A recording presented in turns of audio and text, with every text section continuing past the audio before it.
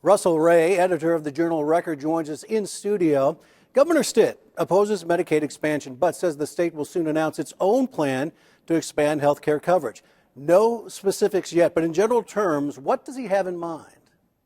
Well, the plan Governor Stitt expects to roll out by the end of the year would tap additional federal funding through block grants.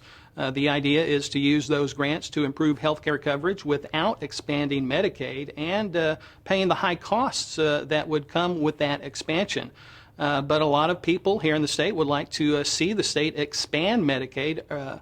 Earlier this year, supporters of a Medicaid expansion collected 312,000 signatures of registered voters who would like to see a vote on the issue in the form of a state question. Chesapeake Energy announced a major debt restructuring plan this week. Give us the details. Well, that's right. The oil and gas producer secured a new line of credit of up to $1.5 billion. The company plans to use the loan to finance a tender offer and consent solicitation to eliminate debt it acquired about a year ago. Now, these moves have eased some concerns about the company's financial challenges. Chesapeake has about $9.7 billion of debt and recently warned investors it may not be able to continue as a going concern. But these new actions are expected to give the company more time to repair its balance sheet. Russell, on Black Friday alone, the FBI ran more than 200,000 background checks on gun purchases. That's a huge number. Why the surge? Well, more people are rushing to buy more guns amid calls by Democrats for tighter restrictions on gun purchases. So as a result, we're seeing a lot more background checks. The number of background checks this year is on pace to surpass 27.5 million, which would be an all-time high.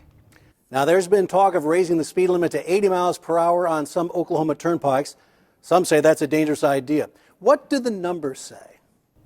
Well, the number of fatal traffic accidents in Oklahoma is trending down. We had 657 fatal accidents in 2017, down from 687 in 2016. Lawmakers approved a bill earlier this year giving officials permission to raise the speed limit on state turnpikes to 80 miles per hour. But state officials tell us higher speed limits won't be approved without a very careful, comprehensive study. Before we let you go, what are you working on? Well, it's all about maps next week. Maps for the Oklahoma City's penny sales tax proposal will be voted on Tuesday. Much of our coverage next week will be devoted to many of the 16 projects included in that plan.